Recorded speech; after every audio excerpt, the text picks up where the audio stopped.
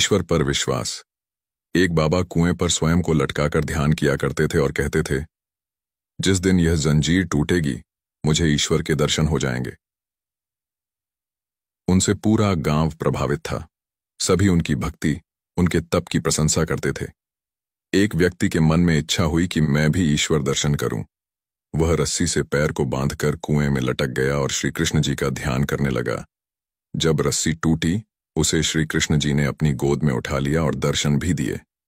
तब व्यक्ति ने पूछा, आप इतनी जल्दी मुझे दर्शन देने क्यों चले आए, जबकि वे बाबा तो वर्षों से आपको बुला रहे हैं। कृष्ण बोले, वो कुएं पर लटकते जरूर हैं, किंतु पैर को लोहे की जंजीर से बांधकर। उन्हें मुझसे ज्यादा जंजीर पर विश्वास है।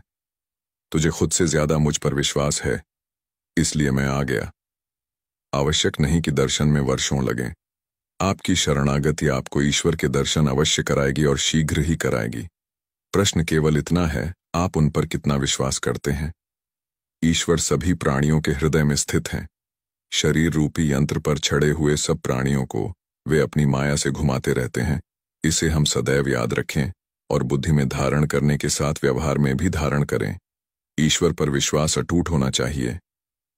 भरत जी जब कहते हैं कि वह खेल में भी मुझे हारा हुआ नहीं देख सकते, तो उनसे कैसे विश्वास टिका दूं। हरा ही खेल जिता वही मोही। विश्वास को मापा नहीं जा सकता, जीवन में जिया जाता है। मैंने कभी प्रभु से कुछ मांगा ही नहीं, क्योंकि उसने खुद पहले से ही ध्यान रखा।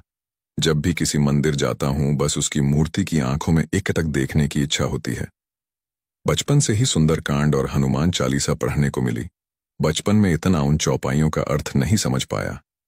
अब पढ़ता हूं तो लगता है कितना भगवान अपने भक्त का ध्यान रखते हैं।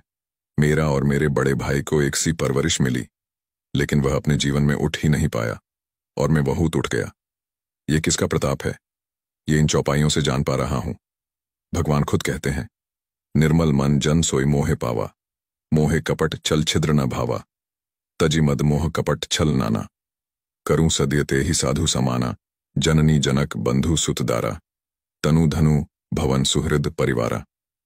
भावार्थ, और मद मोह तथा नाना प्रकार के छल कपट त्याग दे तो मैं उसे बहुत शीघ्र साधु के समान कर देता हूं। माता पिता भाई पुत्र स्त्री शरीर धन घर मित्र और परिवार, इन सब के ममत्व रूपी तागों को बटोरकर और उन सब की एक डोरी बनाकर उसके द्वारा जो अपने मन को मेरे चरणों में बांध देता है, सारे सांसारिक संबंधों का केंद्र मुझे बना लेता है।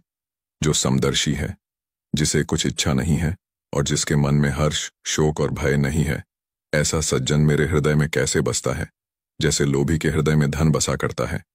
तुम सरीखे संत ही मुझे प्रिय हैं। मैं और किसी के निहोरे से कृतज्ञतावश देह धारण नहीं करता।